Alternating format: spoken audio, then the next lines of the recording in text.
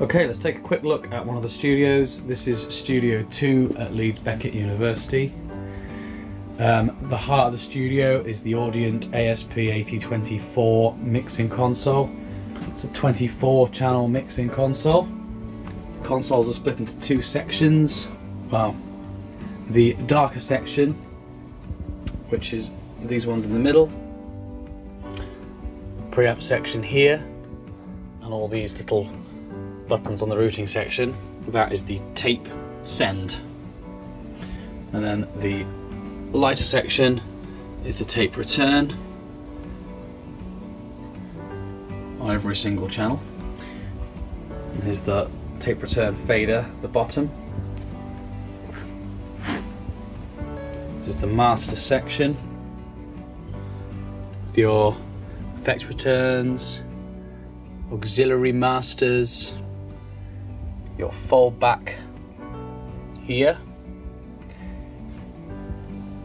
and then here's your main monitor section. You can select different speakers to output and your overall volume.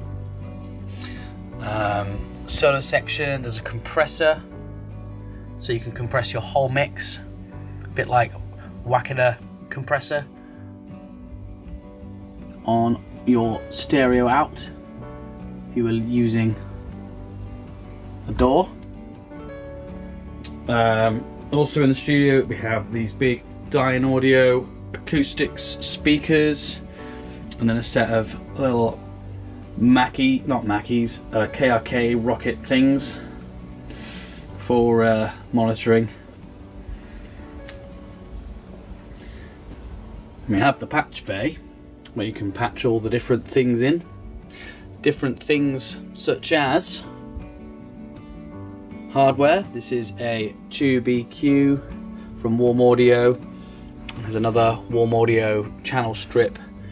You can change tone and saturation and stuff. At the bottom here we've got a small bank of inputs, outputs. This is for your foldback, so you can listen to what the musicians can hear.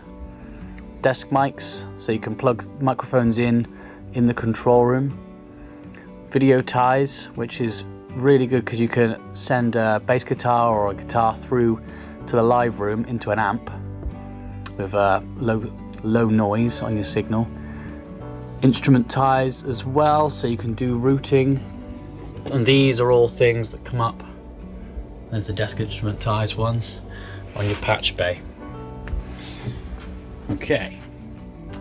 Down here we have the Motu analog digital converters. Underneath you've got CD players, tape players and MINIDISK players and things. Under there's the computer. Through that glass is the live room, which is currently in the dark at the moment. Right, on the left here we've got a bank of compressors. We have a tube valve compressor at the top, a couple of Drawmer dual gated compressor limiters, another Drawmer gate, and at the bottom there's a DBX compressor limiter. A bit further over there's a bank of effects, Roland ones, Lexicon, two Yamaha ones. This is the one, the Reverb 500, that I've been using the most recently, and a Korg tuner.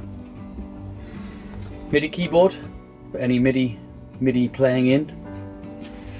And then last but not least, underneath that there are a couple of Joe Meek things. There's a Joe Meek compressor,